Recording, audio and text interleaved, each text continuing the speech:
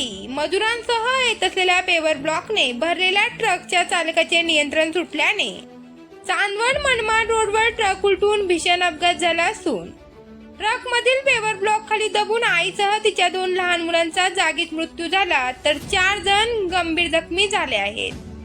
अपघातातील मृत आणि जखमी हे मध्य प्रदेशातील मजूर असल्याचे समोर आले असून बुधवार दिनांक 14 रोजी दुपारी 11:15 वाजेच्या सुमारास हा अपघात घडला आहे.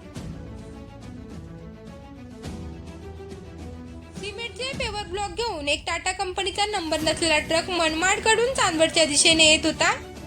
ट्रकच्या पाठीमागे असलेल्या पेवर ब्लॉकवर मजूर बसलेले होते. हा ट्रक मनमाड रोडवरील हॉटेल आनंद जवळ पारड डोंगरवाला यांच्या कांदा खळाजवळ आला असता चालकाचे नियंत्रण सुटल्याने अचानक ट्रक रस्त्यावर पलटी झाला.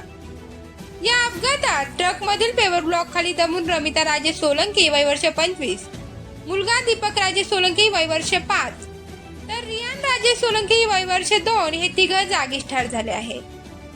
तसेच ट्रकमधील रणजित सोलंकी वय वर्ष 19, राजेश हरसिंग सोलंकी वय वर्ष 25, शारदी निंबू सोलंकी वय वर्ष 22, परवेश कल्याण सिंग यादव वय वर्ष 22 हे गंभीर जखमी झाले आहेत.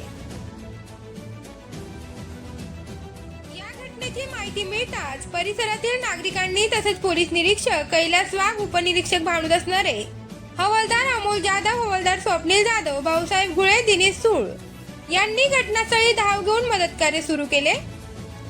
त्याचप्रमाणे पेवर ब्लॉकचा ढिगारा बाजूला करून त्याखालून महिलेसह 2 मुलांना बाहेर काढण्यात आले असून जखमींना उपचारासाठी चांदवड येथील उपजिल्हा रुग्णालयात दाखल करण्यात आले.